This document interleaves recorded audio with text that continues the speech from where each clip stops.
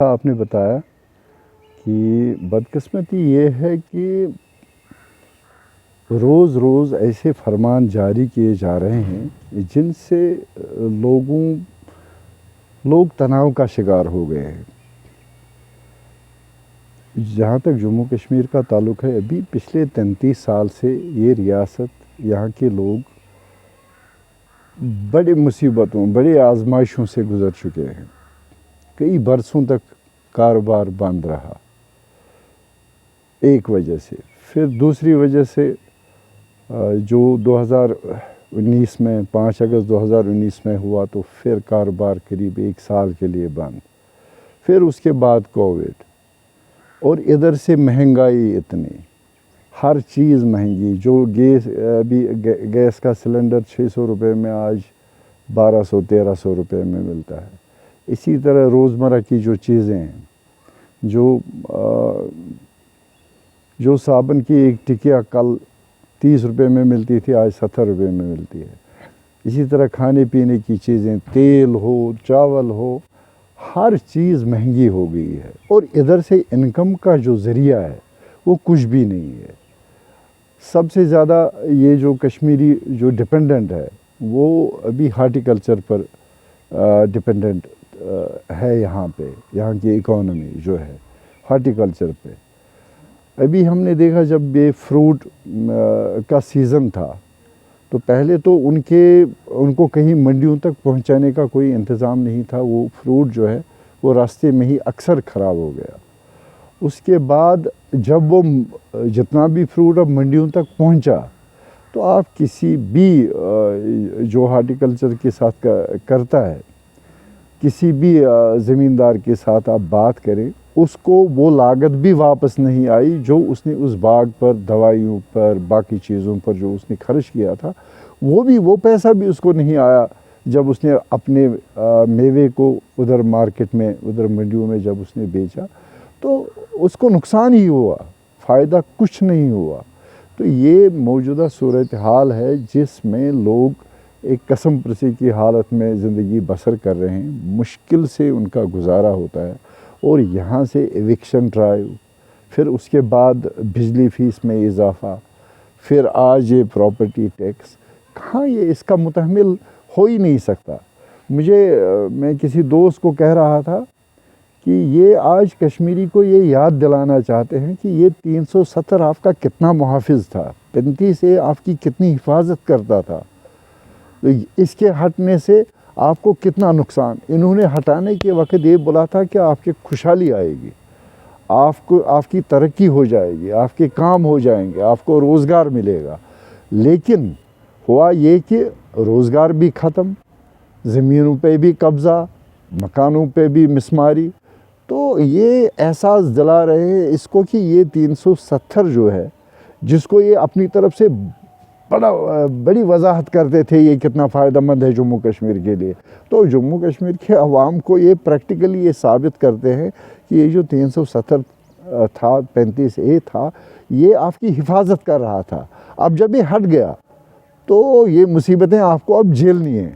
اب وہ لوگ بھی یہ مان رہے ہیں جنہوں نے بڑا ایک طبقہ، خاص کر جموں پروونس کا، جو یہ مان رہا تھا کہ 370 کشمیریوں کے لیے ہے، 35A کشمیریوں کے لیے ہے، اس کے ہٹنے سے ہمیں فائدہ ہوگا۔ آج جموں صوبے کے رہنے والے وہ لوگ بھی محسوس کر رہے ہیں کہ ہم نے بہت کچھ کھویا ہے 370 کے ہٹنے سے ہی، کیونکہ ان کے ٹھیکے، ان کا کاروبار، چاہے وہ بازار کا کاروبار، سارا تباہ ہو چکا ہے۔ تو لہٰذا میری سمجھ میں نہیں آتا کہ یہ ایک انٹرم سرکار ہے۔ انٹرم سرکار پالیسی ڈیسیجنز نہیں کرتی، وہ روزمرہ کے معاملات کو چلاتی ہے، لیکن یہاں پہ حسرت یہ ہے کہ انٹرم سرکار ہونے کے باوجود یہ بڑے فیصلے لیتی ہے جو ان کو لینے کا آئینی حق ہے ہی نہیں۔ وہ کل ایک منتخب حکومت آئے گی، ایسے فیصلے اس حکومت کو لینے کا حق ہے۔ لہٰذا میرے خیال میں جو بھی ہو رہا ہے بڑی بدقسمتی، یہ بھی نہیں دیکھتے ہیں کہ یہاں آئے روز سیوسائڈ کے واقعات بڑھ رہے ہیں۔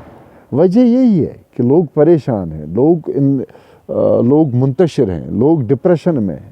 ہمارے بچے کو، ہمارے نوجوانوں کو اپنا مستقبل روشن دکھ نہیں رہا ہے. ان کو تاریکی ہی اندھیرا ہی اندھیرا ان کو دکھ رہا ہے. نشے میں مبتلا ہو رہے ہیں.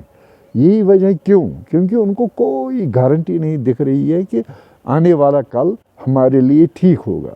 تو ادھر سے جب یہ مصیبتیں روز روز کی لا رہے ہیں تو یہ اس ڈپریشن میں، اس تناؤ میں اور اضافہ کر رہا ہے. اور نتیجہ یہ ہے کہ ہم آئے روز دیکھ رہے ہیں کہ کس طرح سے لوگ ڈرگس میں انوالو ہو رہے ہیں، سوسائڈس میں انوالو ہو رہے ہیں. ایک امید دینی چاہیے تھی اس جوان کو، لیکن نا امیدی کے سوا اس کو کچھ نہیں مل رہا ہے، جس کی وجہ سے یہ سب کچھ ہم دیکھ رہے ہیں.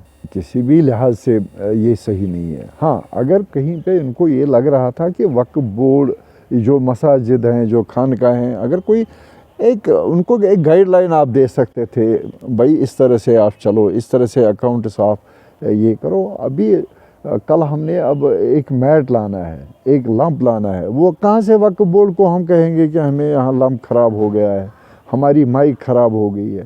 ایک دوسرا، چاہے یہاں کی زمین ہے، چاہے وقف کی زمین ہے، چاہے گھاس چرائی ہے، چاہے اسٹیٹ لینڈ ہے، یہاں کے لوگوں کی ہے. جب یہاں کے لوگ اس کو آرام نہیں کر سکتے ہیں، جب لوگ اس کو استعمال نہیں کر سکتے ہیں، یا یہاں کے اوقاف کے فنڈس ہیں، جب لوگوں کے کام وہ نہیں آئے. بھی مطلب کوئی غریب یا کوئی بیمار یہاں پہ ہو جاتا ہے تو وہ جاتا ہے جامع مسجد اوقاف کے پاس، مجھے مدد چاہیے، یا محلہ مسجد کمیٹی کے پاس جاتا ہے، مجھے مدد چاہیے. پھر وہ کہاں وقف بورڈ کے پاس جائے گا؟ کون دے گا اس کو وہ کرایہ؟ پھر وہ سری نگر پہنچے گا اور وقف بورڈ کے چیئرمین پھر کہاں وہ صاحب ہوں گے، اس وقت بیٹھے ہوں گے، دورے پہ ہوں گے، کون اس کو پوچھے گا؟ تو میرے خیال میں یہ جو چاہے وقف پراپرٹی ہے، چاہے مساجد کے انتظامی معاملات ہیں، یہ یہاں کے لوگوں کا حق ہے یہ چلانا.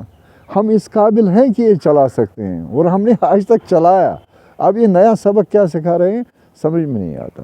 نہیں، کہاں، یہ بالکل غلط فیصلے ہیں. پہلے لینے والا کون ہے؟ لینے والا ایک جو نہ یہاں کے رہنے والے ہیں، جن کو نہ یہاں کی جغرافی، نہ یہاں کی ہسٹری کا پتہ ہے، نہ یہاں کے لوگوں کے مشکلات کا اندازہ ہے کہ یہاں کے لوگ باہر سے کچھ افسر آئے ہیں، وہی ایک کیا کہتے ہیں ایڈمنسٹریٹو وہ کمیٹی بنی ہوئی ہے، وہی فیصلے لے رہے ہیں. ان کو حق ہی نہیں ہے.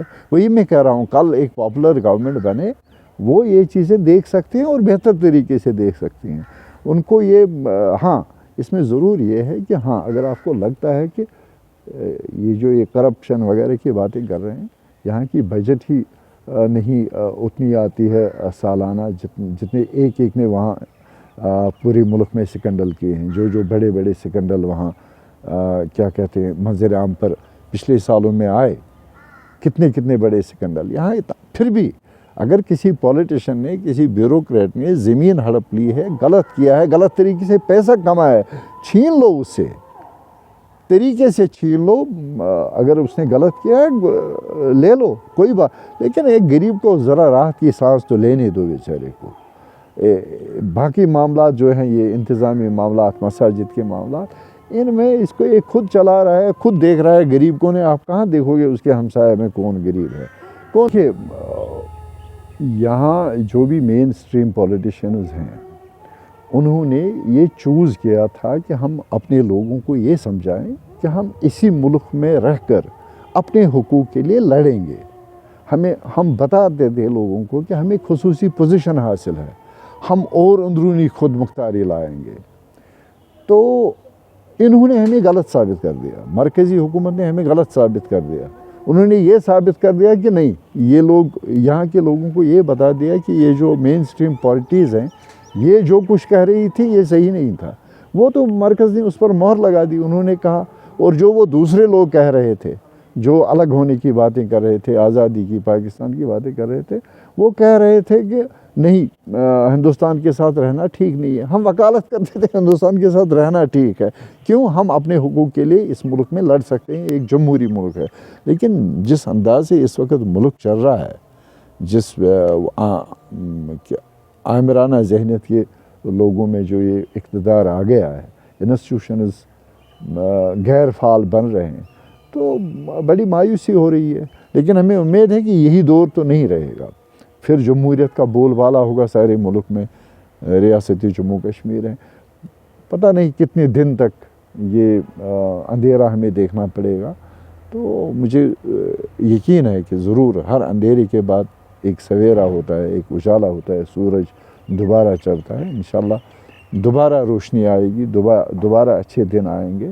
لیکن فی الحال یہ ان مصیبتوں کا ہمیں مل کر، متحد ہو کر اور بڑے کیا کہتے ہیں سمجھداری کے ساتھ ان کو مقابلہ کرنا ہوتا ہے۔ اور ایک چیز جو بڑی ضروری ہے، ہمیں یہ سمجھ لینا چاہیے کہ جو بھی جدوجہد ہماری ہو، جب بھی ہو، وہ پرامن ہو، کیونکہ پرامن جدوجہد کے ساتھ ساری دنیا ہے، تشدد کے خلاف ساری دنیا، کوئی